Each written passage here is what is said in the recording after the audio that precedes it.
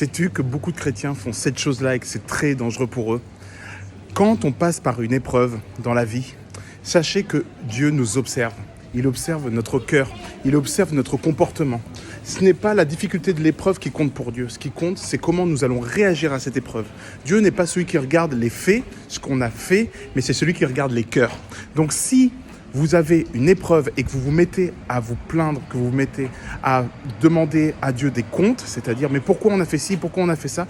vous allez faire exactement ce que les Hébreux ont fait dans le désert, c'est-à-dire qu'ils ont été sauvés d'Égypte et ils ont eu l'outrecuidance de se rebeller et de murmurer à Dieu et lui demander des comptes. Mais pourquoi ci, pourquoi ça? On préférait manger comme ci, on préférait là où on était esclaves.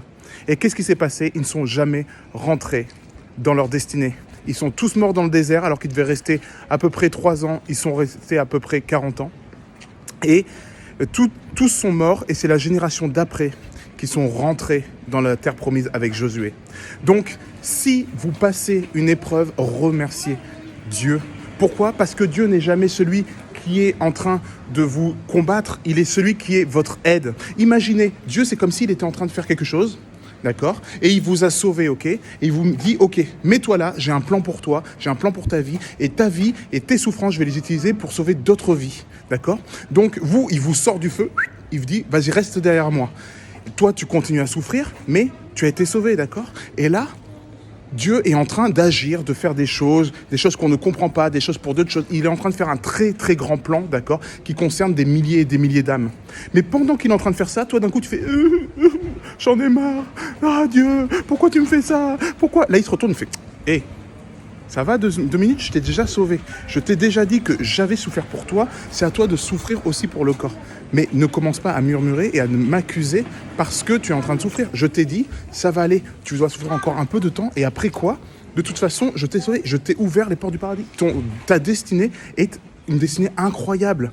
Donc pour l'instant, reste calme. Combat le bon combat de la foi. Résiste. Et combat le diable. Je t'ai donné autorité pour combattre le diable. Je t'ai donné autorité pour combattre la maladie. Je t'ai donné autorité sur tout ça. Mais pour l'instant, demande-moi de l'aide. Oui, il n'y a pas de souci. Mais ne commence pas à te plaindre. Je suis en train de taffer pour toi. Je suis en train de taffer pour l'humanité. J'ai souffert pour toi. Et j'ai dit que celui qui me suivait, celui qui ne portait pas ma croix, n'était pas de moi. Tu dois souffrir. C'est pas est-ce que je vais souffrir, c'est quand est-ce que tu vas souffrir. Et quand tu vas souffrir, est-ce que tu vas passer le test ou pas? Dieu, Jésus, est en train de recruter pour savoir qui gardera ses commandements jusqu'au bout, qui sera fidèle jusqu'au bout, même malgré les souffrances. Il veut te prendre et te donner un avenir glorieux pour l'après-vie. Alors, est-ce que tu seras fidèle ou est-ce que tu vas te plaindre? Fais attention juste à ça. Veille sur ton cœur.